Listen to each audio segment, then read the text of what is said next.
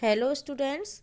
कल हम सभी ने बाज और सांप कहानी पढ़ी थी और आज मैं बाज और सांप कहानी के अंतर्गत भाषा अध्ययन में युग्म शब्द और पुनरुक्त शब्द आपको बताने जा रही हूँ और साथ ही मुहावरों को भी मैं यहाँ पर छांट कर बताऊँगी आपको।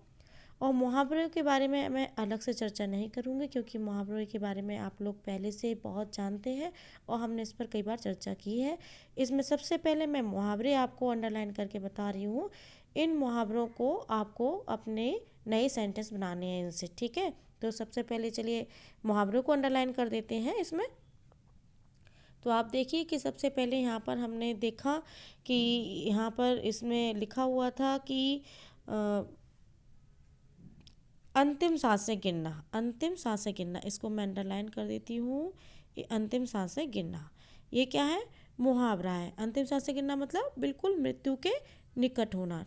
तो इसको आप आसानी से इसको अपने एक नया सेंटेंस बनाएंगे। जैसे इसमें लिखा है कि बाल जीवन की अंतिम सांसें गिन रहा है, तो आप भी इस प्रकार से अंतिम सांसें गिनना मुहावरे का प्रयोग किसी नए वाक्य में कीजिए।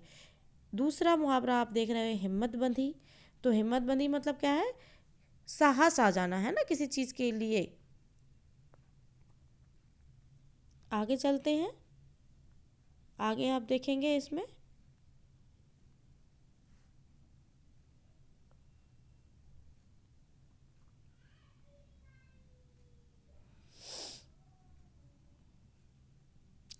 सिट पिटा जाना, सिट पिटा सा गया है ना, लिखा है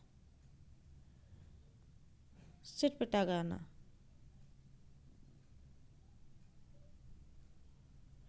इसके बाद है इसमें आगे बढ़ेंगे, आँखों से ओझल हो गया। इसकी आंखें चमक उठी। आगे चलेंगे, आगे चलेंगे तो आप ये देखेंगे यहाँ पर और भी आए हैं। प्राणों को खतरे में डालना, प्राणों की बाजी लगाना, प्राणों की बाजी लगाना।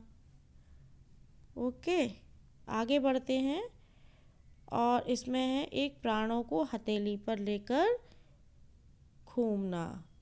तो ये आपको प्राणों को हथेली पर रखना इस प्रकार से मुहावरा होगा जिसका आपको अलग से सेंटेंस बनाना है। अब इसके बाद हम पढ़ेंगे पुनरुक्त शब्द के बारे में। और पुनरुक्त शब्द जो कि क्या कहलाते हैं? पुनरुक्त शब्द होते हैं एक ही शब्द दो बार प्रयोग होता है, उसका अर्थ बिल्कुल अलग नहीं होता है, बस उसमें प्रभाव डालने के लिए इस प्रकार के शब्दों का प्रयोग करते हैं। तो आप देख रहे हैं यहाँ पे कि लहरों का यह गीत दूर दूर, क्या लिखा है?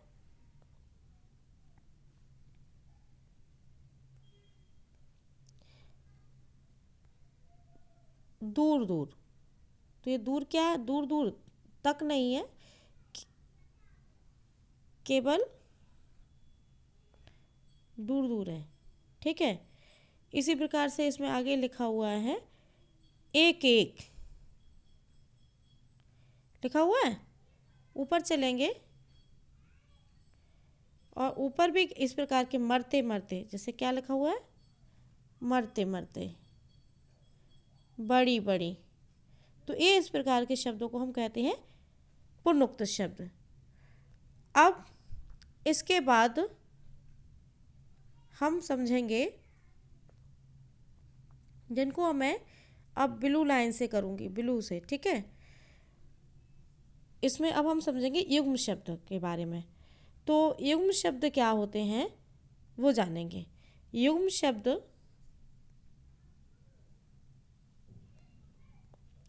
युग्म शब्द वो होते हैं जो शब्दों के जोड़े, युग्म मतलब होता है जोड़ा, ठीक है।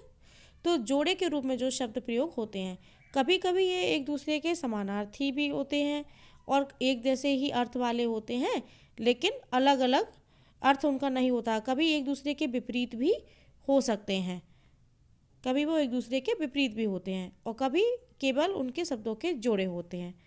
जैसे कि आप यहाँ पर देख रहे हैं गर्जन तर्जन लिखा हुआ है, भाग दौड़, छीना झपटी और इसके अलावा टेढ़ी मेढ़ी लिखा हुआ है। तो ये शब्द आप देख रहे हैं कि एक दूसरे के विलोम नहीं है, लेकिन एक दूसरे के साथ जो है प्रयोग होते हैं, है ना।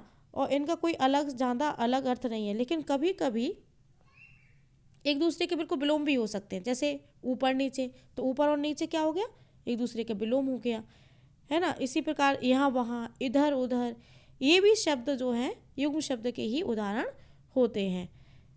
तो आप लोग इसमें से और भी युग्म शब्द होंगे और पुनरुक्त शब्द होंगे अगर, तो आप ज़रूर ढूंढिएगा। इतना मैंने आपको बताया इसलिए, पुनरुक्त शब्द अभी और हैं जिनको मैंने अंडरलाइन नहीं किया है, उनको अंडरलाइन इसलिए नहीं किया है क्योंकि वो आप लोगों के लिए छोड़ दिया है। तो पुनरुक्त शब्द आप छांट लेंगे और युग्म शब्द भी आप छांट लेंगे। अगर इसमें और 2-4 जगह हो सकते हैं, मैंने उनको छोड़ दिया है इसीलिए केवल कि ताकि आप उसको छांट पाएँ। तो आशा करती हूँ कि आप लोगों को युग्म शब्द और पुनरुक्त शब्द समझ में आ गए होंगे। और भी अगर कोई भी समस्या होगी तो हम आगे चर्चा अगले वीडियो में करेंगे। तब तक के लिए धन्यवाद।